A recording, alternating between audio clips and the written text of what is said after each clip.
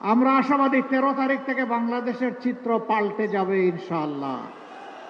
সে নির্বাচন সেই ফলাফল বার্তা দেবে যে এরা কোনো চাঁদাবাজি করে না এবং কোনো চাঁদাবাজি বরদাস্ত করবে না। সাথে সাথে 90 ভাগ চাঁদাবাজের হাত অবশ হয়ে যাবে। বাকি 10 ভাগ যারা থাকবে ওদেরকে বুঝাবো, বুঝ না মানলে যা করা দরকার তাই করা হবে ইনশাআল্লাহ। কারো মুখের দিকে তাকাবো না। চাঁদাবাজ কার বাবা, কার ভাই, কার সন্তান, চেহারা দেখে চাঁদাবাজের সাথে সেদিন আচরণ করা হবে না। সেই ক্ষেত্রে আমরা হব নির্দয়, নিষ্ঠুর, কঠোর, দেশের জনগণকে বাঁচানোর স্বার্থে, চাঁদার কবল থেকে মুক্ত করার স্বার্থে। মুসিবতে পড়েছি, আমি রাজনীতি করব, আমি চাঁদাবাজিও করব, কিন্তু আমাকে চাঁদাবাজ বলবেন না, এটা কোন কথা?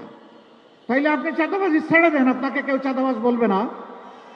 আপনি যখন চাঁদাবাজি করবেন তখন এই কথা আপনাকে শুনতে হবে যে আপনি একজন চাঁদাবাজ। চাঁদাবাজির সাথে রাজনীতির সম্পর্ক কি? এটি তো দুর্বৃত্তপনা। রাজনীতি হচ্ছে নীতির রাজা, যা মানুষকে সম্মান দিবে, নিরাপত্তা দেবে, যা মানুষের হাতে কাজ তুলে দেবে। দেশের মানুষের দৃষ্টিশক্তিকে সুরক্ষিত রাখার প্রত্যয় নিয়ে এলো সেফ এলইডি লাইট। কিন্তু আমরা জর্জরিত এর জ্বালায়। প্রিয় জনগণ, প্রিয় ব্যবসায়ী বন্ধুগণ, কথা দিচ্ছি শুধু আইন শৃঙ্খলা বাহিনীর সদস্যদেরকে পাঠাবো না, এই চাঁদাবাজি বন্ধ করার জন্য আমরাও মাঠে নামবো ইনশাআল্লাহ। সাথে আইন শৃঙ্খলা বাহিনী থাকবে। আমরা বিশ্বাস করি চাঁদাবাজি এবং দুর্নীতি বন্ধ করলে বাংলাদেশ জাম্প দিয়ে, লাফ দিয়ে সামনের দিকে এগিয়ে যাবে।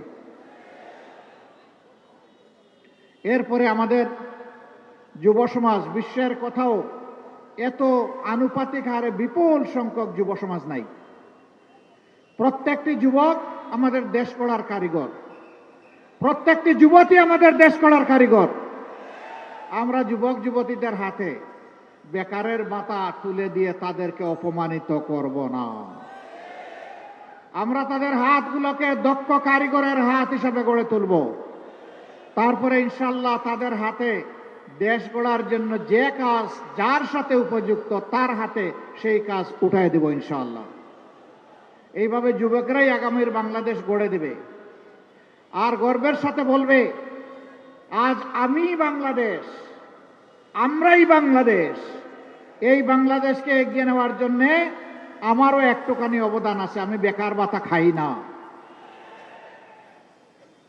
যুবকরা যারা হাত তুলেন, যারা এখানে আছেন, যারা যুবক, সবাই হাত তুলে ফেলেছে, মুরব্বীরাও হাত তুলেছে। ঠিক আছে, সবার হাত তোলা। আসলে আমরা সবাই যুবক। আলহামদুলিল্লাহ, আমিও যুবক। আমি যুবকদেরকে সম্মান করি। আমার গোটা হৃদয় এবং কলিজা জুড়ে আমি যুবকদেরকে ধারণ করি। কারণ এই যুবকদের কারণেই আজকে এখানে কথা বলার সুযোগ পাচ্ছি। এই যুবকদের কারণেই আপনারা এই মিটিংয়ে আসতে পেরেছেন।